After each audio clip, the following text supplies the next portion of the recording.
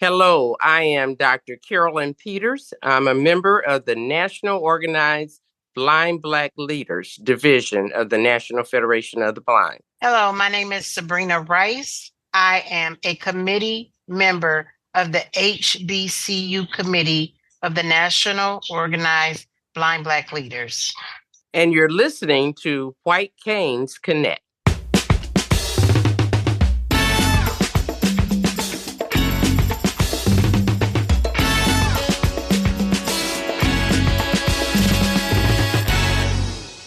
Hey there, PA Federationists. Welcome to another episode of White Canes Connect, presented by the National Federation of the Blind of Pennsylvania. My name is David Goldstein. Joining me today is White Canes Connect creator and co-host Lisa Bryant. Lisa, what's on tap today? What's on tap is it's Black History Month. So we have two representatives from the National Organization of Blind Black Leaders, Dr. Carolyn Peters and Sabrina Rice.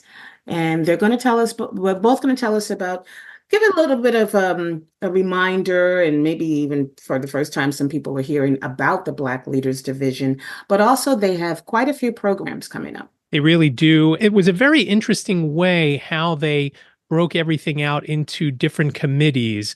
And I thought that was an interesting way that basically helps them get a whole bunch of different things done. Yeah. And so let's take a listen to the interview.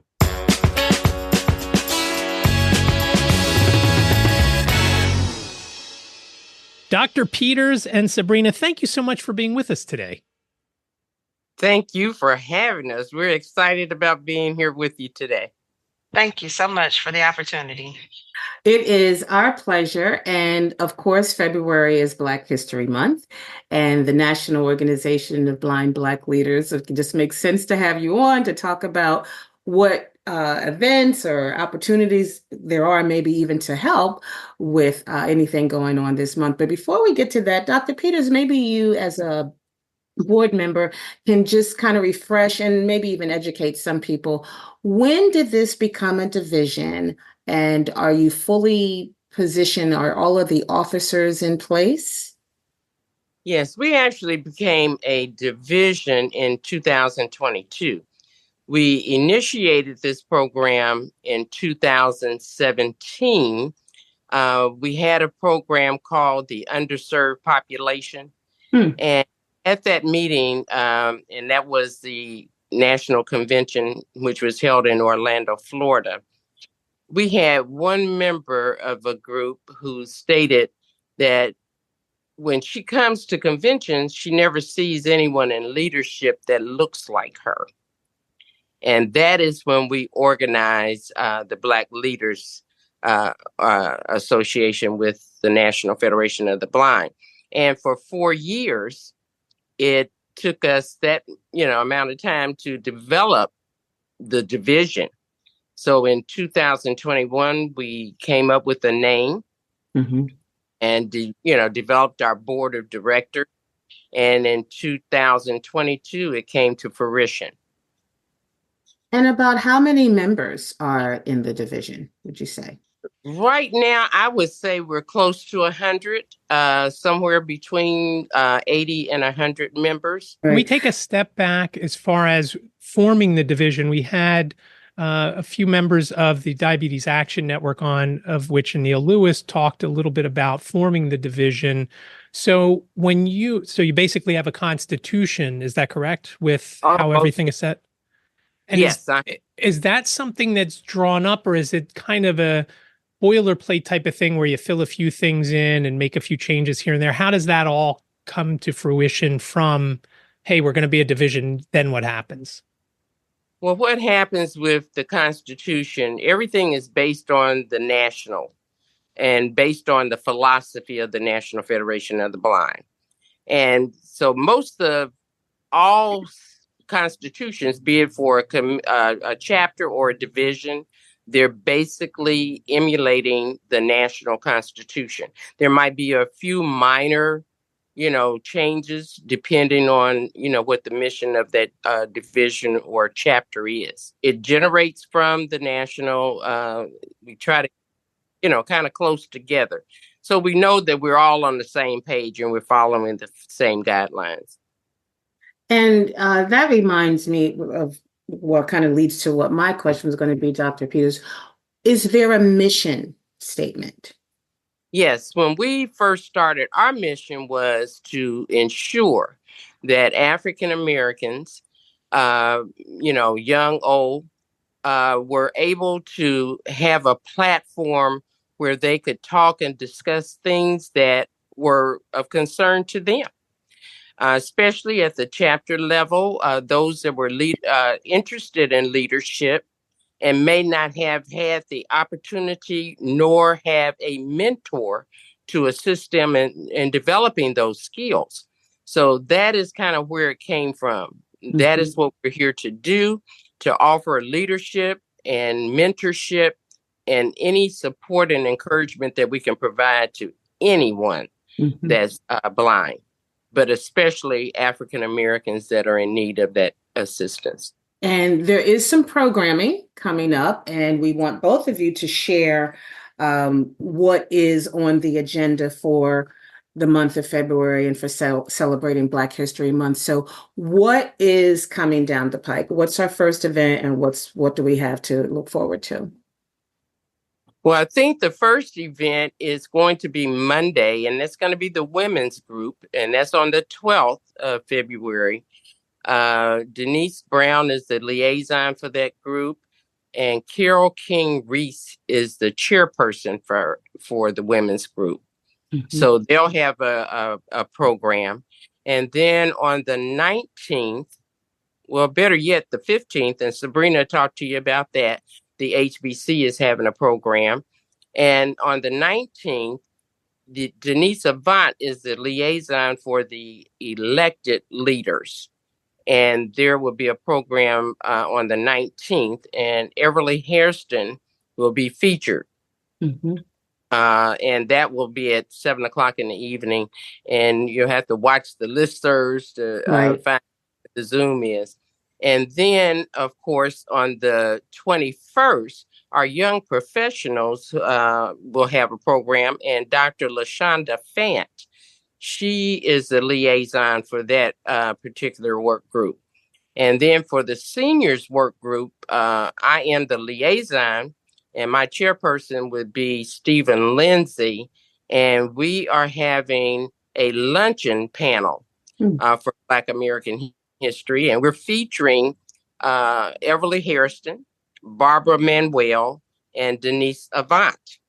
And the three of them have either been affiliate presidents or active national board members. So that'll be a great event. And it's called a Chat and Chew because it's at 12 noon to 1:30.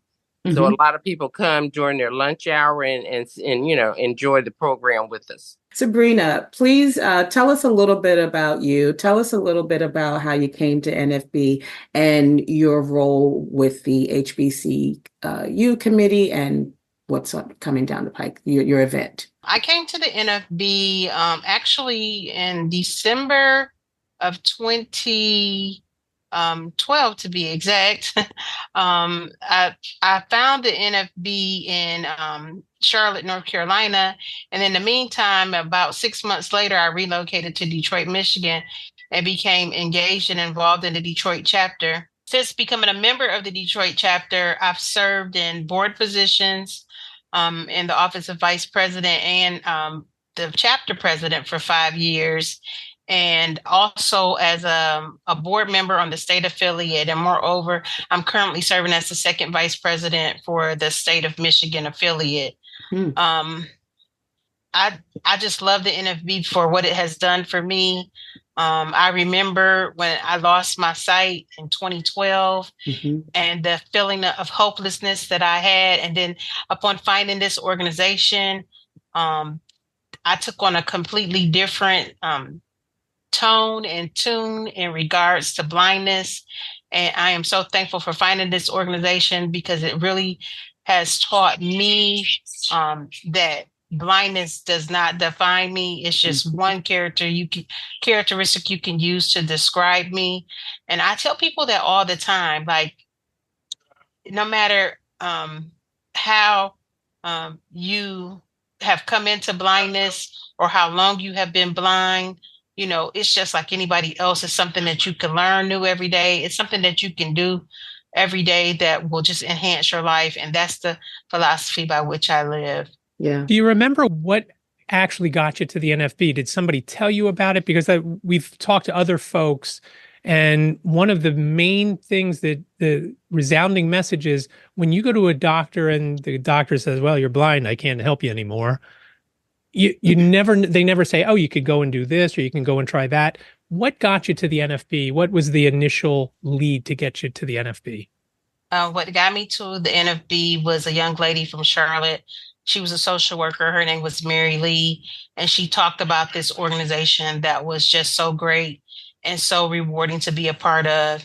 And she invited me to a chapter meeting, and I've pretty much been in love with the NFB ever since. Tell us about coming to the division and taking up the mantle. So are you head of the HBCU work group, or I think you said you're a member of it. I'm not a head. We're still in our beginning stages of forming, and we don't have a formal like head or lead on the committee. I do take a lead on a couple of the projects that we're working on. But how I came into the division is just attending those meetings that Dr. Peters was mentioning, which is the underserved population. I was in attendance at those meetings, and I was looking for somewhere where I could have a voice. Yeah. And it seemed like a tumultuous task upon coming to the national and not knowing anyone and only knowing the people that you knew from Michigan. I mean, you go to the national convention and you meet some people and you learn a few things, but I really wanted to engage and become involved. And so upon going to those meetings, I started to meet more and more people. And I met Sean Calloway. He actually was a state rep here in Michigan. And from there, I was asked to join a couple of calls, like there was a women's group meeting that I was a speaker on, and several other meetings that someone asked me to speak and to share my story. And that's just what I did. I shared my story. And from there, I just became engaged and involved. So the HBCU committee will be having their first event on Thursday, February the 15th at 8 p.m. The meeting notice will go out on the listservs, and this meeting will have several students who have attended or are in attendance at a historically Black college or university, and they will share their thoughts about what it means to be at a HBCU. And this is just a door to open up to not only those who may be individual and interested in going to a HBCU, but those who just want to know more about the HBCU experience. I can honestly say my HBCU experience has been so wonderful in my life that I even go back to homecoming every year for the last 30 years. Oh, wow. So I've missed like 3 homecomings, and I give back to my university, and I often speak about now what it means to be disabled and potentially be in school. So it's just getting on the same page with all the disability offices throughout those universities, making sure that they're aware of the scholarship opportunity that exists in the National Federation of the Blind, and making sure that students are aware of that, and that if there isn't an NFB presence, but there's a presence of blind students, that we figure out a way to get a chapter or a chapter going at that university, or to engage those students in the national organization so that they can have the support that they need to matriculate through college. I think that sounds great. How successful has it been to make good contacts at first of all, do you know how many HBCUs are there? 107. I knew you would know. And have you been able to make significant contacts at many or all of them even? Not all of them. It is a work in progress. Yeah. But it's our plan. We do have a listserv now where we can shoot an email out to all of them at one time. So it's kind of like we're waiting on responses, but it's more important to get the information to them so they would have the information at hand and they're closer to the students. They know if they have 1 or 2 or 20 or 30 blind students, and they can get them that information to truly make a difference. I mean, our national scholarship deadline is March 31st at 2024 of this year. And that scholarship is so important because it actually gives 30 college students scholarships. And they get an opportunity to come to our national convention. And just watching those students and hearing their stories, I just love the scholarship committee because it teaches me so much, even in coming into blindness and understanding it. I became a business owner for the lack of opportunity here in the state of Michigan. But I see these college students who are, as a blind student, getting the degree that I had, which is electrical engineering. I see them getting that in blindness and moving on to do work in engineering. And so that's an encouragement to me. And it also allows me to encourage the clients that I have coming to my office, getting services and technology training, to actually give them an outlet to see that, hey, it's possible. All things are possible. So, yeah. Good for you. Good for you. Dr. Peters, I know that you have been in the Federation for some time.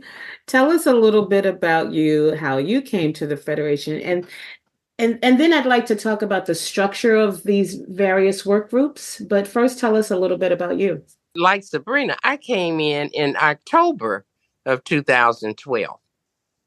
And a young lady named Wanda Sloan actually brought me in. She would call me through a friend that, we knew each other. And as a result, I ended up going to my first meeting in that October of 2012. And my first convention was in 2013, the national convention. I've been going ever since. I was losing my sight later in life.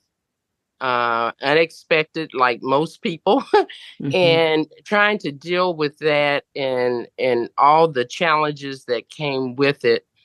I found myself being challenged to actually fly by myself on an airplane. I had not done that since I had lost my vision.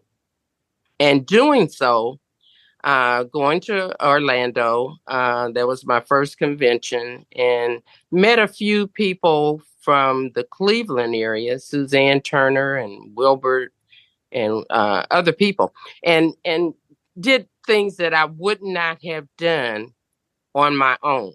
And I recall taking a trolley ride. All I could think, we're crossing Universal Boulevard. I said, I am going to get killed with all the blind.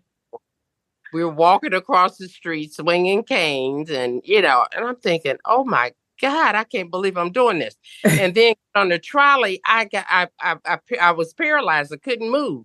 And Suzanne Turner said, one step at a time. And that's what I did. I took one step and I thought, Lord, is this really happening?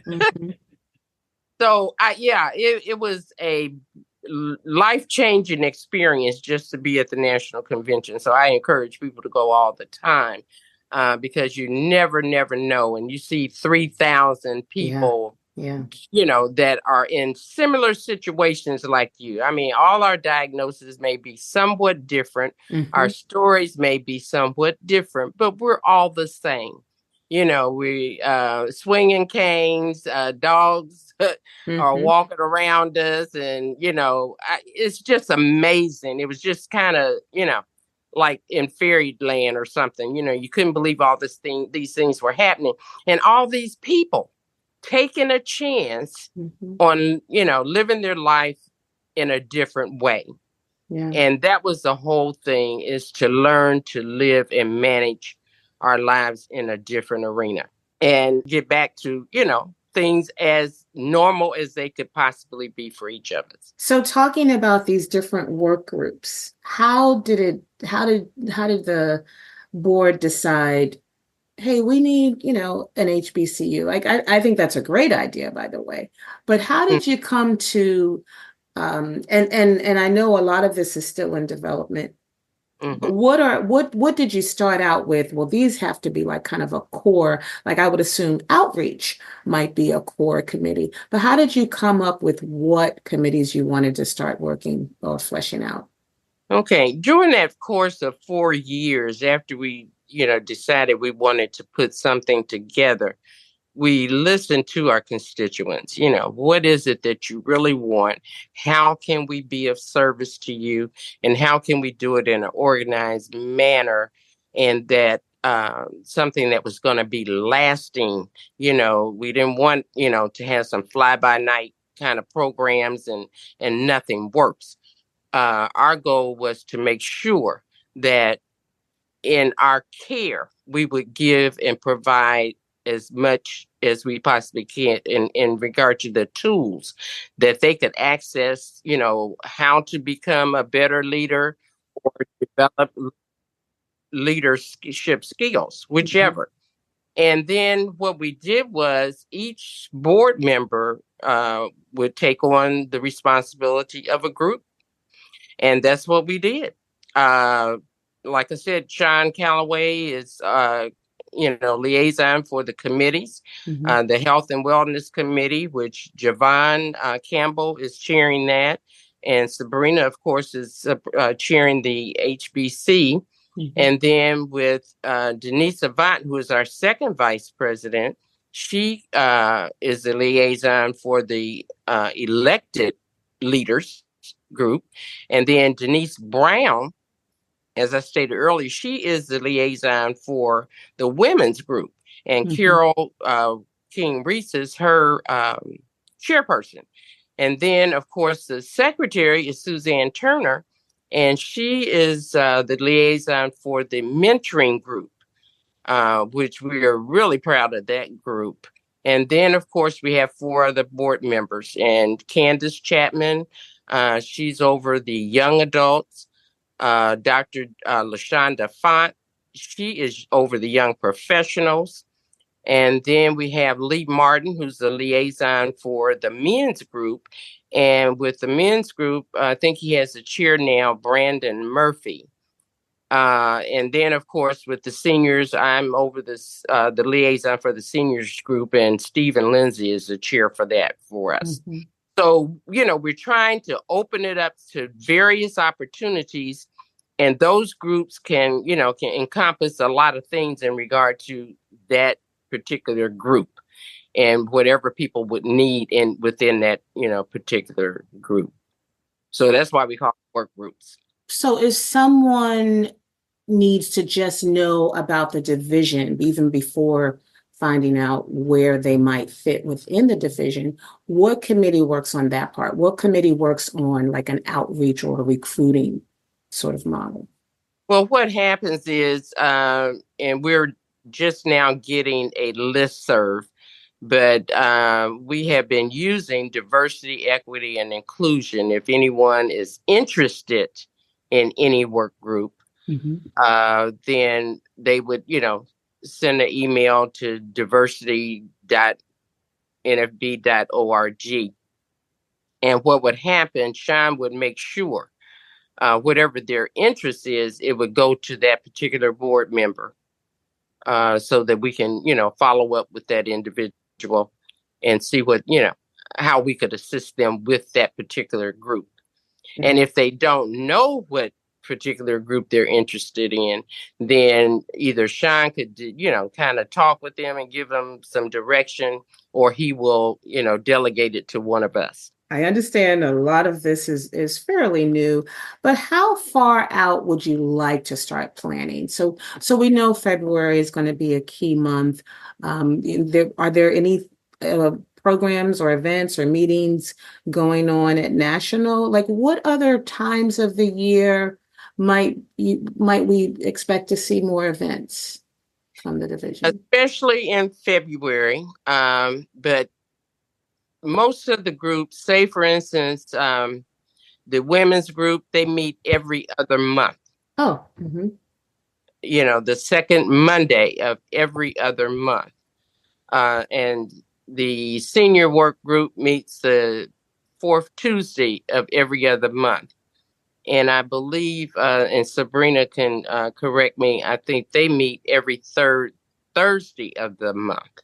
That's correct. So it just depends on, where, or what that group needs. And I think the men's group, they're meeting on the fourth Tuesday every month. But, I'm not sure if, it's going to be every month or they're still in their planning stage as well. So it kind of varies, but it's always on the listserv. So we ask people to watch for that. right. But especially the month of February, that something would happen. A lot of organizations, chapters will call and want to, one of us to speak at one of their chapter meetings or something like that. So we try to fulfill that if we possibly can, because we all are, doing something. Because even for myself, I am the vice president of the Ohio affiliate. And I'm also president of my local chapter, which is the Miami Valley chapter. So we all have a full plate of things to do. And we always meet in July, of course, and then again in September. Those are the major meetings that we have. Okay. And there'll always be something in between. We just, at this point, it's not planned. Like we had a meeting in January. So, it just depends on what event comes up, what speakers that are available that, Right. Are of interest to the group. Right. And we want to make sure that it stays within that parameter, that these are people that are going to be motivational and, going to lead and educate individuals in our different divisions. Yeah. Sabrina, I don't want to put you on a spot, but I wonder if your committee has talked about maybe a field trip to one of the universities or the colleges. We haven't talked about a field trip, but that's actually a great idea for most of the individuals. I'm going to take that back. All of the individuals that are currently serving on the committee actually have attended a HBCU. That's great.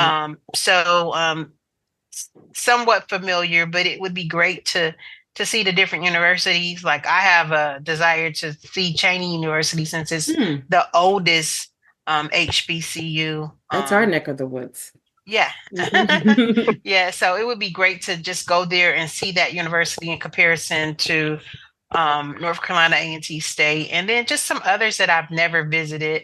Yeah. When I was in college, my friends and I, we road trip all the time to different universities because of football games. So it would be nice to go back and just see what that experience is as someone who has blindness, and how the university may assist the students in making sure they matriculate through college. It would be a great experience. Yeah. What is the need? Where can people sort of step up and support this division? Sabrina, let me start with you. Oftentimes, what I've experienced is individuals come to this organization with the thought is, what can this organization do for them? And what I've learned about the National Federation of the Blind is that it's really not about what the National Federation of the Blind can do for me, but it's what I can do for them, to share the knowledge that I have and to empower other people with that same knowledge, and encourage individuals to be a better them. Again, as I said, I truly live by the philosophy that blindness will not define me. Yeah, you can use that word to describe me, but as I tell all my family and friends, it's just one characteristic you can use. You can call me a sister, a mother, a friend, a mentor. You can call me so many other things before you can call me blind. Mhm. But if you need to use that word to define me, go ahead, because it definitely won't stop me. Dr. Peters, what would you say are ways that people could support the division? What is the need? I would say that we could support the division, or others can support the division by, just being present and offering, your talent and your skill. We all Mhm. have what they call treasure. We have, talent, Mhm. and we need to, share that. And especially when you've had an opportunity such as Sabrina and I have with the National Federation of the Blind, my goodness, why wouldn't you want to give back? Yeah. And lift that person up, and, not kind of hold them down, but lift them up, share what you have, and especially in leadership. And that's what people are interested in. Mhm. That's what got us started. People want to know, what can we do in our local chapters? And we don't have that mentorship. We don't have any guidance here. Or if they want to start a chapter, they might be in an area that there's no, chapter that's really close to them. And of course, we have at-large chapters, but we all know face-to-face is very important. Yeah, So absolutely. being present for people and being a mentor, given, mentorship is not forever. It's not a long-term thing unless you want it to be. But for mentorship, as you need it, is short Mhm. term. Mhm. And all we want to do is give people that opportunity. If we can, help you find those skills that you have, because I believe most people have them and they just don't know how to utilize them or which direction to go in, and sharing our stories. Like I said, our stories are very similar, but not the same. So Mhm. share that story, and you're going to help somebody and help them advance themselves and make them feel better about themselves. The independence is invaluable Mhm. that you learn, and you learn how to maneuver in a meeting. You know what the guidelines are. You understand a constitution. So you know the rules and regulations when you go in, and, you kind of work it from there. But we have to teach some people those skills, and that's okay. And thank God we have somebody around that can help do that. I've seen so many people, like Dr. Peters, help others. Like she said, just by sharing our stories, you don't know the effect that that has on someone. I remember my first convention too, which was in 2015. And doing that mosaic umbrella and winning that Guinness Yeah. Book World Record, Yeah. for the most umbrellas in a mosaic umbrella. And that was like a wonderful, fulfilling, just overwhelming, amazing opportunity. I literally had to go back to my room and lay down because I was just so overwhelmed with joy. Uh, I Wow. really did. So I Mhm. just remember that, and that's going to stick with me Mhm. for the rest of my life. It's funny that you mentioned about just showing up and telling your story. We were told that exact thing last week during Washington seminar when we were meeting with a congresswoman from here in Pennsylvania. She said, "You don't know what it means to show up in our office and tell us about your story and how that makes us want to help you and push your agenda through." One thing I wanted to, before we let you go, one thing I wanted to note, there is a Black Leaders division with one of our affiliates, correct? yes, in South Carolina. Is that unusual? Not really. I mean, we just, started our division in 2022. And I think Christopher Crawley has been, a friend always for Mhm. the Black leaders. And when we developed the division, he was just really excited and wanted to get that in motion in South Carolina. Mhm. And he did initiate it, and their board of directors approved it. And then Christopher made a big change. He's now in Arizona. Is that South Carolina division still active? I Yes. think they are active. Even without Christopher, yes, Yeah. they're active. Anything else that we did not bring up that either one of you wants to kind of chime in? I'm not sure if you're interested in, some of the positions that we've had.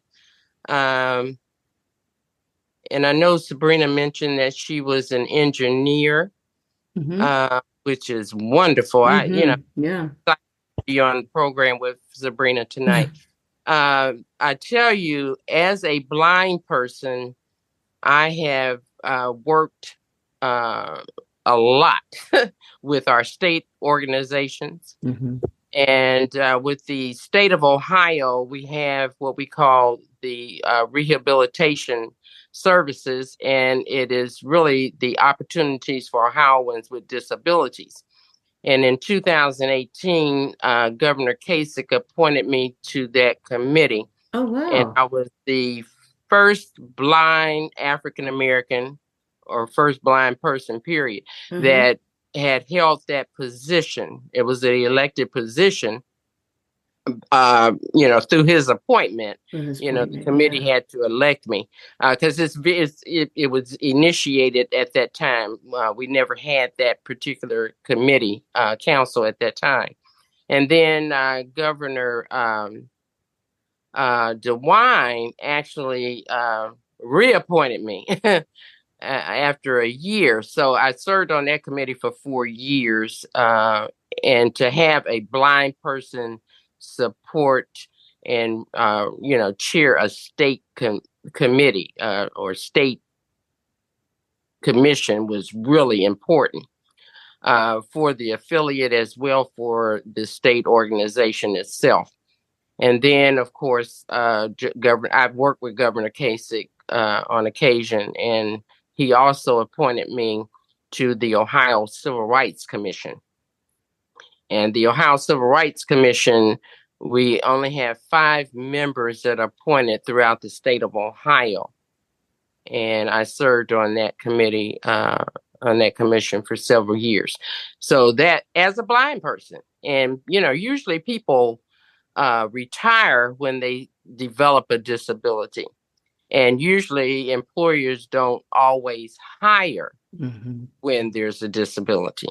But I was hired into that position knowing that I was fully blind. So you know what that makes me wonder, Dr. Peters, have you thought about a historical work group, someone that's chronicling all of these first, and then the things that have already been done within the Black leaders of the Federation? Now that I hadn't thought about. I don't know if it's been chronicled or not. I'm sure with the state agency it has been. Well, I mean within the division, like is the division, have a work group in the division that's making sure that some of these great historical facts are memorialized somewhere. Well, that's a great idea. What do you think, Sabrina? I think that's a great idea. Yeah. Lisa likes to bring up things like this and then let other people run it. So maybe you should reel her in, and she could be the one to do that.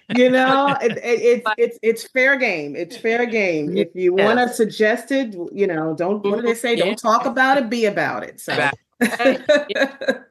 So we'll talk later. Talk later. Definitely, because a lot of times, after you lose your vision, I mean, it's such a challenging journey that you don't think you're capable of doing anything at all, and other people don't think it either. So then it comes to the point where, you get sick and tired of being sick and tired about your disease, your diagnosis.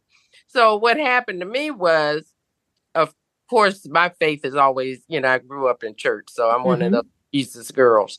And I went back to school. I got my doctorate degree in theology as a blind person. Wow. I had everybody in my class using Zoom text. and it was something. I wrote my first book. I turned my dissertation into a book, and then I just published a book. And As a matter of fact, on Martin Luther King's birthday, it's on Amazon, and it's called Spiritually Dressed for Success. Yeah, and it's all about the book of Ephesians, chapter 6, verses 10 through 15, talking about the The armor. armor, yeah. And just dressing myself every day. And I believe that to my core. I put on my armor every day. When I put my feet on the ground, the devil is mad. This blind girl is getting ready to set the world on. Uh-oh, right. Oh, yeah. Oh, yeah. That's They see me coming. that's wonderful. That's wonderful. Sabrina, did you have any last comments? This organization has truly given hope to the hopeless, given a voice to those who necessarily would not speak, and just really had restored the confidence that I once had with sight. I truly have gotten that confidence back and am pushing forward each and every day. I do that through the business that I have. I learn where we learn to hear what others see, teaching technology to the blind. And it's a passion of mine. And I'm so thankful that my passion has afforded me the opportunity to continue to serve and to serve with joy. Do you have a website for that business? I do. It's iLearn, EYELEARN for Michigan.com. I'll put it in the show notes so folks can go over there and give it a look. And speaking of contact info, Dr. Peters, how can people, if people are interested in more information about the division, who should they contact? How should they follow up? They can follow up. They can look on the national website and look up diversity, equity, and inclusion. And they can reach Sean Calloway, who is our president.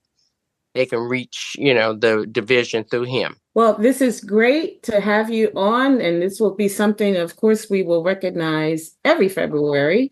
It may look different each year, and that's great. It should. But thank you for sharing the programs and just updating us on what's going on with the division, and looking forward to hearing about more programs to come. Well, thank you for allowing us the opportunity to be here to share. And we have something, coming up, and we'll be glad to be here to share with you. Wonderful. Dr. Peters, Sabrina, thank you very much again. Thanks again. I appreciate it.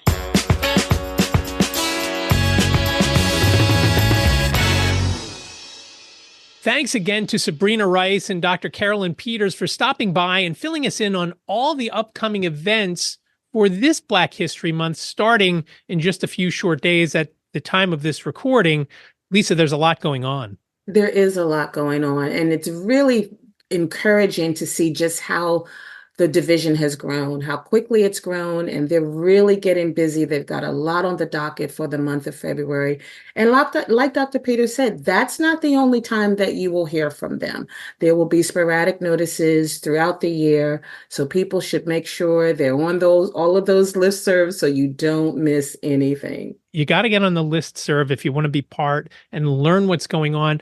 The organization that they've set up, I think they've just done a great job with the way they've set it up. And I guess it starts at the head with Sean Calloway as the president and works on down from there. And again, we've also talked about Denise Brown quite often, and she's very involved. It's just a good group and a good organizational setup they have going on there.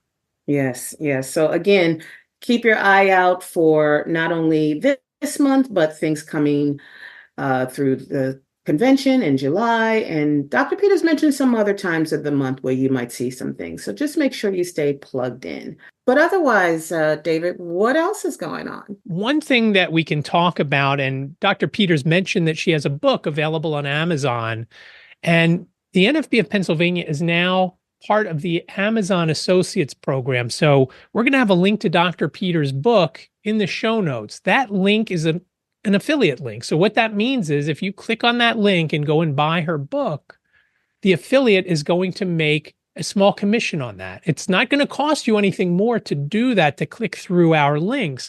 But anything that's available on Amazon, besides Dr. Peters' book, You can go to nfbofpa.org/Amazon. That'll take you to the Amazon.com homepage. You shop as you normally do. And when you check out, the affiliate will make a small commission on your qualifying purchases. So let's say you buy a TV and a mixer and a sweater. The affiliate is going to get a commission, and it varies from 1% to 10%. It's a little bit different than the Amazon Smiles program. That was 0.5%. So again, nfbofpa.org/Amazon, you can really help the affiliate out just by shopping at Amazon if you already shop there. And I will bet that there are a lot of people that shop on Amazon. Especially since the pandemic. Everything that you want, you can have it probably by tomorrow. And in some cases, you could have it the same day if you order it early enough. Yeah.